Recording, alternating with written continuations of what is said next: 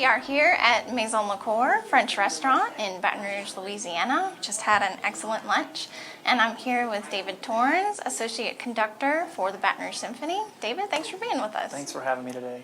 So I'm going to just jump right in. Tell us about yourself and your role with the symphony. Okay, I'm originally from San Diego, California. Grew up there all my life. Moved away for college and majored in music. I did an undergraduate degree in violin performance at Vanderbilt University. And then took a year off and played in the Nashville Symphony for a year, and then went on to graduate school in violin and also conducting, orchestral conducting, West Virginia University. And then I took a job in Kingsport, Tennessee with the Kingsport Symphony at the time as an assistant conductor, and then ended up down here in Louisiana in Baton Rouge as music director of the Louisiana Youth Orchestra.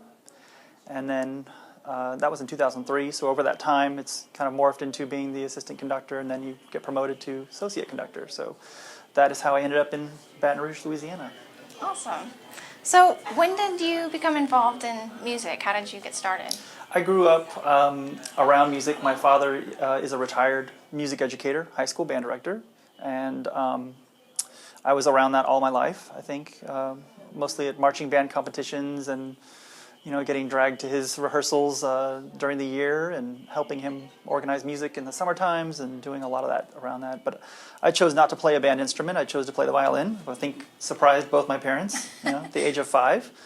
And from there on, I just feel like I maybe had, a little bit of talent at that and continued to practice hard and worked hard at it. And one thing kind of leads to another. I think you do the youth orchestra thing and you do the high school orchestra, the middle school orchestra, and you continue with your private lessons, and then you decide one day you want to make it a profession. So that's kind of how I wound up in music, I think, as a child, as a student. Conducting comes around, you get a small experience with it in your undergraduate because you have to take a conducting course, and of course I did that, and then was kind of bitten by that bug early on too, and that develops too as you start to take lessons on that and try to get as much experience as you can, and that kind of snowballs, and then you do, it's an obsession after that, really. You learn to practice that craft later on, I think, a lot. Okay. So what made you decide to become a conductor as opposed to just being a musician? Yeah, I think orchestra was obviously my thing as a violinist, so I was doing a lot of orchestra. And you play and you play and you get so much experience playing, and you get to experience so many different conductors, and you begin to learn about that role. And it's not something I think you can really jump into. You have to learn. It's kind of like learning to be a CEO. There's no real training for that, right? Until you are kind of thrown into the situation, and then you kind of sink or swim. And I felt like I could swim, maybe. And it takes a lot, I think, of life experience to learn to be conductor. Similar to a CEO, you have to learn to work with people and of course relate to the music and translate all those other things and the techniques of it. But it was something that it evolved kind of organically, I'd say, over time. It wasn't something that, some people have like a shooting star moment and then all of a sudden they're launched to being this fabulous conductor and you're discovered. And I think for a lot of people it doesn't work that way. It works over time. And that's the way it went for me. Cool. What do you think makes an excellent conductor? Oh, that's it's a really probably subjective question. Right. There's so many aspects to the craft, and so I call it a craft, first of all, because I think it gets mistaken that people always ask, well, what are you doing when you're waving your arms up there? What does that mean? Right. And yes, we look like we're waving our arms, but we're communicating a lot through nonverbal communication, which is technically conducting, right? You're providing a lot of things to the musicians, and hopefully, ultimately, what you're doing is inspiring them to play their best, and more importantly, enabling them to play their best with your gestures and not getting in their way is something you have to learn as a conductor.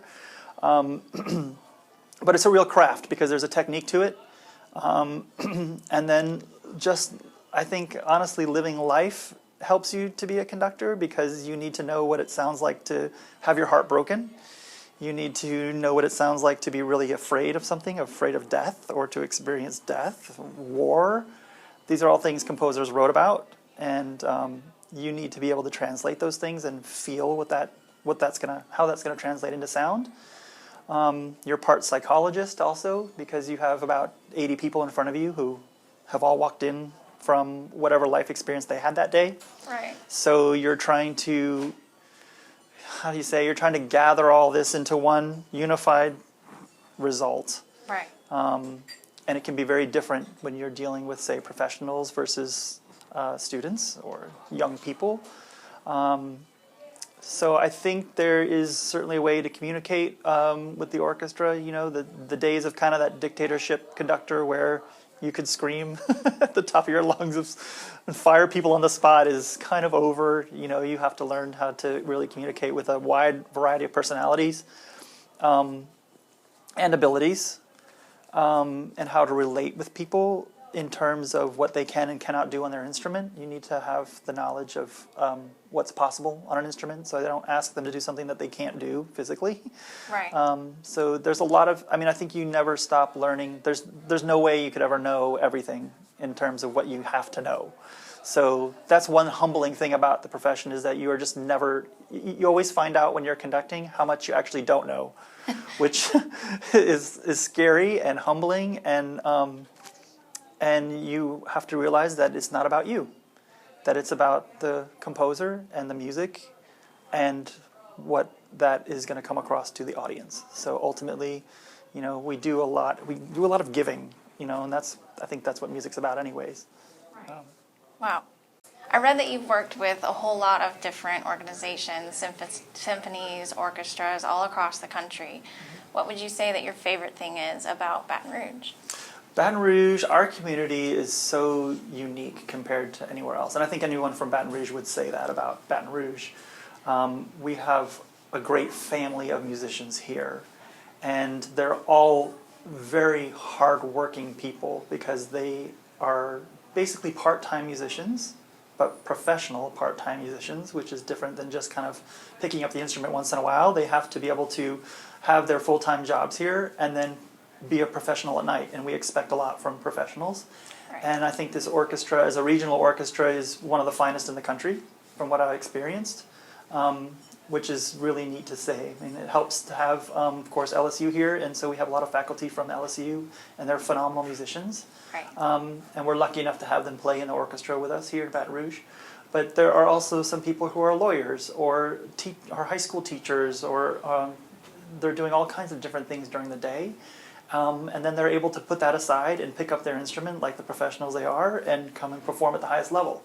So that's a unique thing about Baton Rouge, I think, for sure. Yeah. Okay, so tell us about the upcoming season. What kind of exciting things can we expect for 2019 to 2020? We have a lot going on, and this is an exciting time for our music director, Timothy Muffet. He's had a very long tenure here, and he's a great conductor. We'll open the season in September with several things on the program. The Tchaikovsky Violin Concerto, being played by one of Maestro Muffet's favorite violinists of all time, Ilya Kahler is his name.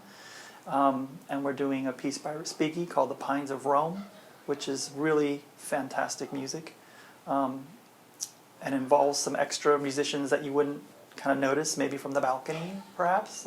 Some surprises there. Okay.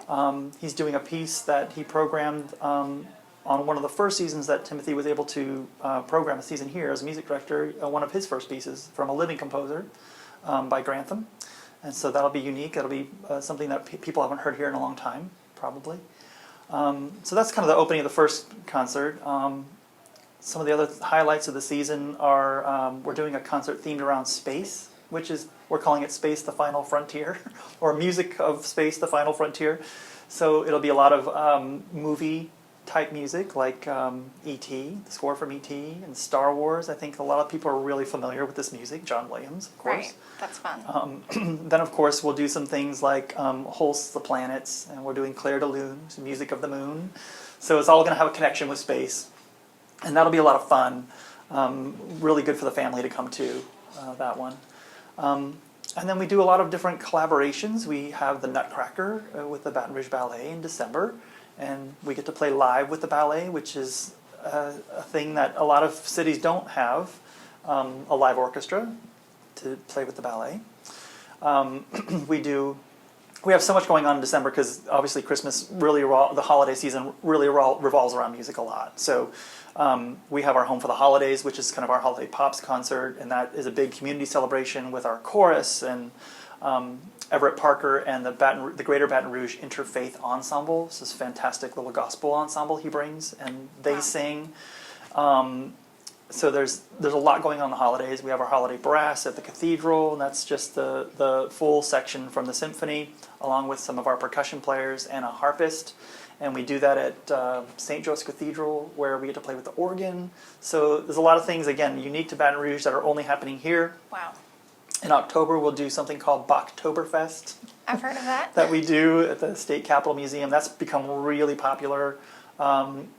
And it's kind of a Baroque type concert, but we also have beer there and some food. And so it combines a lot of unique things that, again, in Baton Rouge, we kind of revolve around food and drink a lot. Right. So it's a good thing. It's outdoors, and we can do a lot of that here in with our weather here in Baton Rouge. Right. And we'll end the season, with Beethoven's Ninth. So it's a slam bang season. It's got a lot of things that will appeal to a lot of broad audiences, whether you've ever been to the symphony or not. This should be kind of your, we have a few things that I call the gateway concert, the gateway drug, right, to the symphony. And space would be a good one like that. If you are kind of intimidated about coming, you're not sure that you know about Mozart or Respighi, these names that I might mention to you, and you don't know anything about that, that's okay. You're not supposed to, because we want you to come experience that for the first time. Mm-hmm. But you certainly know Star Wars, and you certainly know some of those other pieces, and those are things you can relate to, and it's amazing to hear that music live anyways, as opposed to hearing it with the movie or on a recording. Right. So it's a good way to get your foot in the door, because once you like that, I know you'll like, I would come to you and suggest something else, like even that first opening concert. You're going to like it. You just don't know you're going to like it. So that's kind of what we want to do, is draw you in. Cool. And get you closer to the symphony family. Yeah. Yeah. So you mentioned Timothy Muffet. He's been with the symphony for 21 years now? Yes.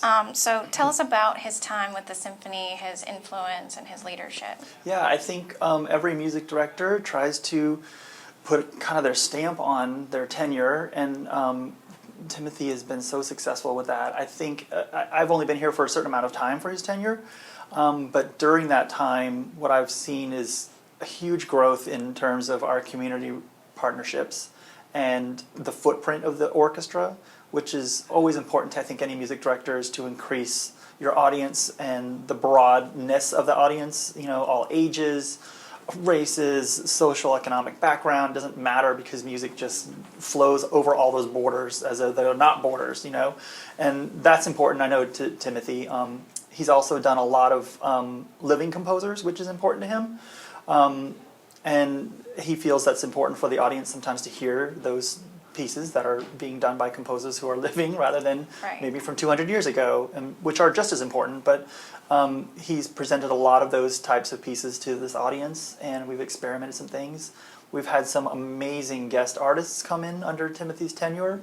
Yo-Yo Ma, Itzhak Perlman, Renee Fleming, just the gods and goddesses of classical music have come to perform with the Baton Rouge Symphony, and they've always left saying how wonderful of an experience it was, and part of that is a lot to do with Timothy's conducting and his leadership, and the way that actually this community embraces those people also.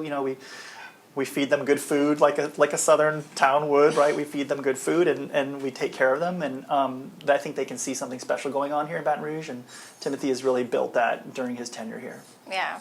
The Baton Rouge Symphony has been around for 72 years. It's one of the oldest arts organizations in Baton Rouge. Mm-hmm.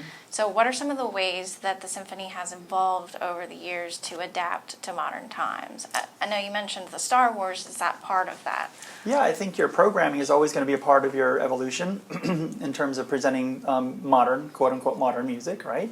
Of course, I think arts organizations all over the country are kind of struggling with that same thing. We are, in a way, a museum, because we play things that are very old, and by people who are no longer with us, right? Dead people, composers. So how do you evolve with people who think that music is making that music relevant to a person, right? Why should I come hear Bach's Mass or Corelli's concerto? Why should I come hear that? Why should I hear a Beethoven symphony? And so proving that you're relevant and talking about why you're relevant to a person's life and why music is one of the things that you have to evolve as an organization. The way you deliver that message is probably the biggest evolution because, of course, now everything is built around social media and online things. And, we tend to have an audience which is a little bit older, and we have to figure out how to communicate that to them still. I think they really do appreciate it. The younger generation is one that is harder to reach because their attention span is much shorter now. So coming to hear an hour-long symphony or even classical music for an hour is frankly a tough sell for the younger generation. So that's why we do some things like our Pops programs and something like Star Wars would get somebody to come and see.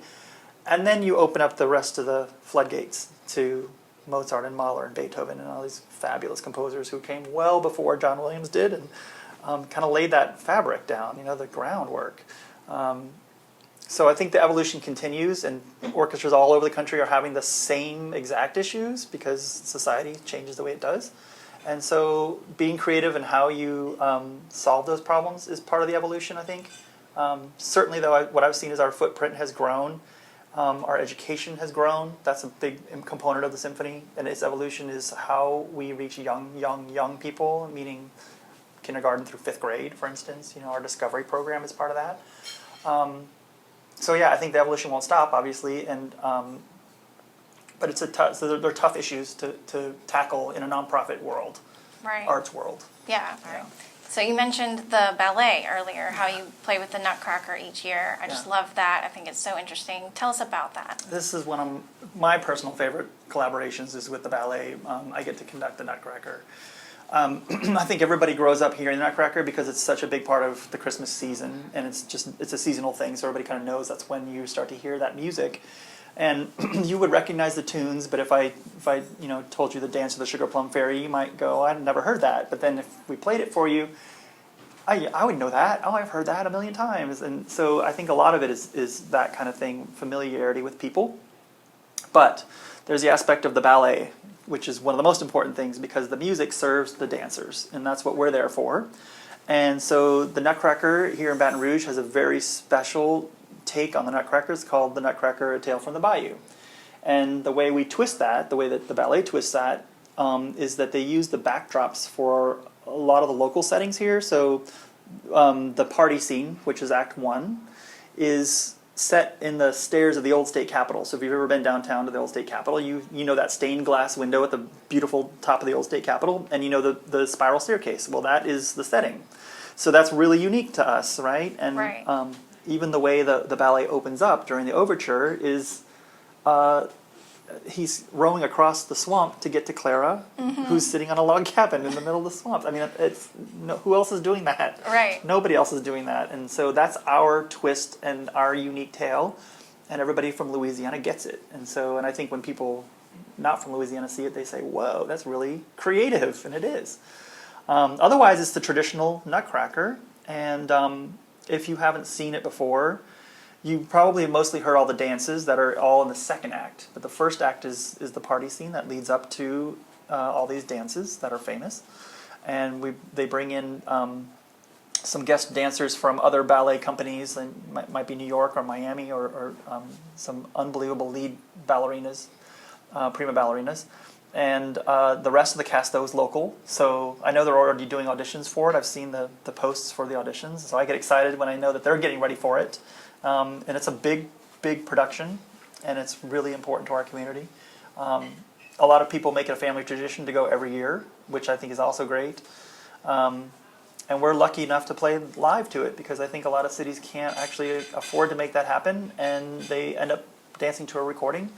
And when you see it done live, you're seeing the orchestra play, and then you're seeing the action on the stage, and the two come together.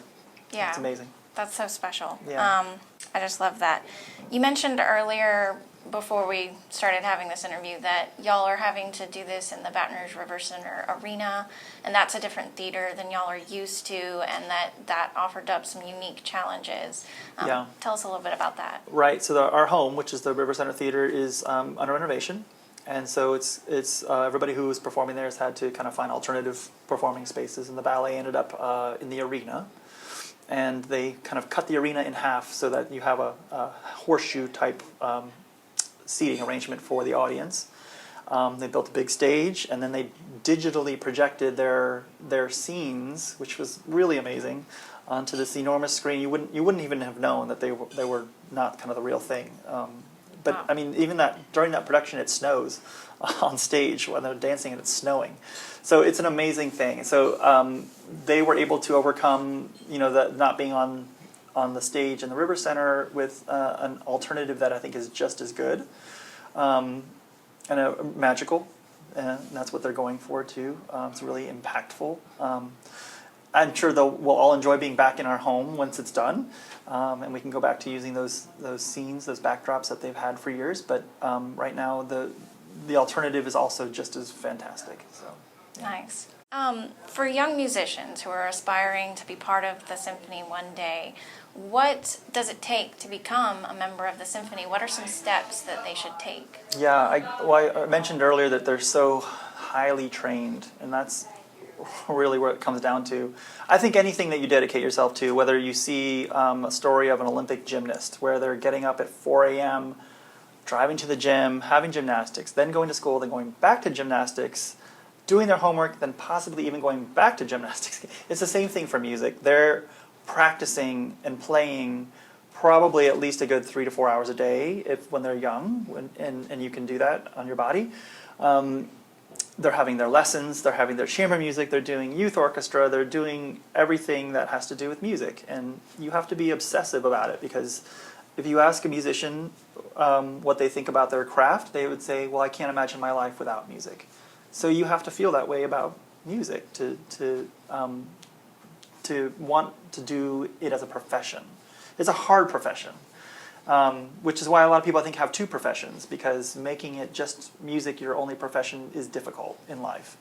And it depends on where you are, too. Of course, it might be different in New York or a big city where there's a lot of opportunity. But again, that's also very competitive. So you're competing constantly to have people listen to you and we call it winning a job, because when you audition for the symphony, you have to win the position. We have blind auditions. Most orchestras have blind auditions, where the committee does not see the person, so we're not allowed to know, who you are and whether you're a man or a woman, or we can't know anything about you other than you're playing. So you're strictly judged on what we hear within a 10-minute period. So you really have a lot to prove when you get the chance. And for one chair that's open in the orchestra, there might be a good 20 to 30 people trying for it. And so you have to go through a few rounds of auditions in that same day. So it's a grueling process. It's not fun, for sure. But I would imagine it's very satisfying to win a job in music, especially in an orchestra.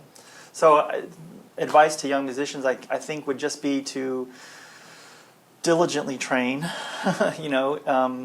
listen to your teachers, to what they're telling you, because a lot of times I think they go home and they practice something other than what their teacher just told them to practice.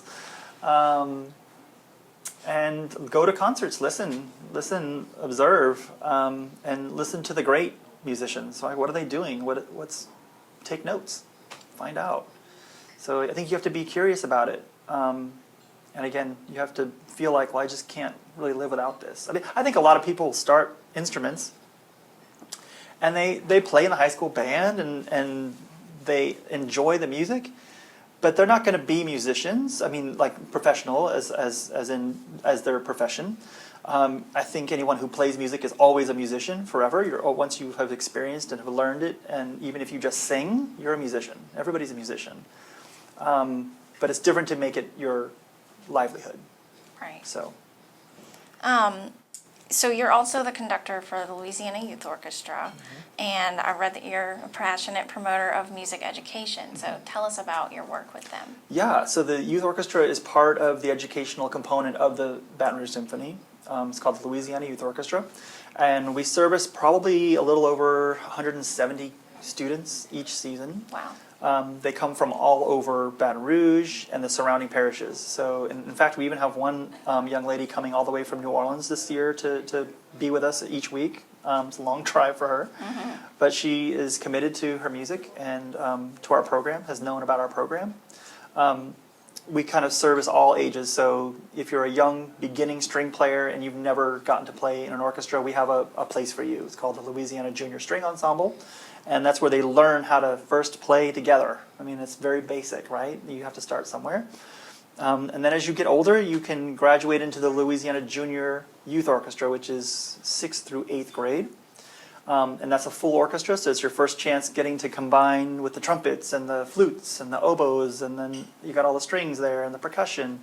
So that's exciting for them. And again, you're just continuing your training. So you get to what I call the big leagues, which is the youth orchestra itself, and that's grades 9 through college. There are 90 of them this year. They're amazing musicians. I call them the cream of the crop because they are the ones who are really serious about their music. And you know, Baton Rouge is, it's difficult to find an orchestral, there's not very many orchestral programs in the schools, there just aren't. And we provide a place where if you play in the band and there is no orchestra at your school, well, you get to come to the youth orchestras. We're the city's youth orchestra. So it's providing a big service to a lot of people who are interested in that. You know, they probably both do their band and then they come to experience a whole new set of music and a whole new experience being in the orchestra. So I'm heavily involved in that. The Symphony also has what we call discovery concerts, and those are geared for basically K through 6th or so grade levels, and it features the entire orchestra. So I think a lot of people's first experience, honestly, with ever even seeing an orchestra is by coming to an education concert. Like the New York Philharmonic was very famous for their education concerts. And orchestras all over the country continue to do that today. So we are heavily involved in that. Our target is around 4,000 students a year or so. And we are doing a special program in a partnership with Carnegie Hall, the Weil Institute at Carnegie Hall. It's called Link Up. And it's very interactive. So the students learn some tunes before they come to the concert, and then they perform them with us. And so it's a unique program, and we were one of the first test orchestras a long time ago for it. And now we do it every year. So it's a fantastic program. But we have a big educational component. Of course, we send musicians to the schools to visit your classroom, if that's what you want. Very hands-on thing. Wow. We like to do petting zoos. We call them instrument petting zoos, where you get to come and try a trumpet or try a trombone or, you know, wail away on a violin if you want. So that's popular, and we like to do that and share. Musicians love to talk about what they do, so anytime a kid wants to come up and ask a question, our musicians are all for it. They want to share everything. Nice. What's one of your favorite things about working with those young musicians? The youth, so every Monday night I get to see them. And the thing about, I think any conductor would say that working with young musicians is energizing, because I always will remember my first experience, let's take the Nutcracker for instance, playing the Nutcracker, and what that made me feel like. And so I get to see that with 90 kids who know it, they've heard it, and now you put it up on their stand and they start reading it, and it's like, you know, it has an energy that's not, you can't get it anywhere else. I think that's anything with young people, really. You know, there's just an energy and an enthusiasm, and they want to play it so well. You know, it's like an untouchable thing. So we have a lot of fun together. At the same time, we're very serious together because they want to do well for me, and I want to do well for them, and able to create a situation where it's supportive and enthusiastic, encouraging.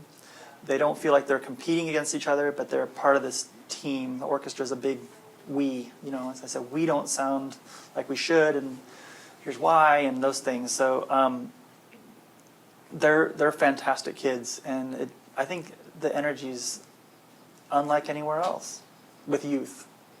Wow. Yeah. That's just wonderful. Yeah. Well, thank you so much for being here with us today. I really appreciate Thanks it. for It's having just me. This wonderful is- to chat with y'all. This has and been great, yeah. And I hope everybody will come to your website and see all your interviews. I know you guys are going to do big things, and Thank you. appreciate you having me. Thank you. Yes, and everyone go to brso.org and get your tickets to the symphony.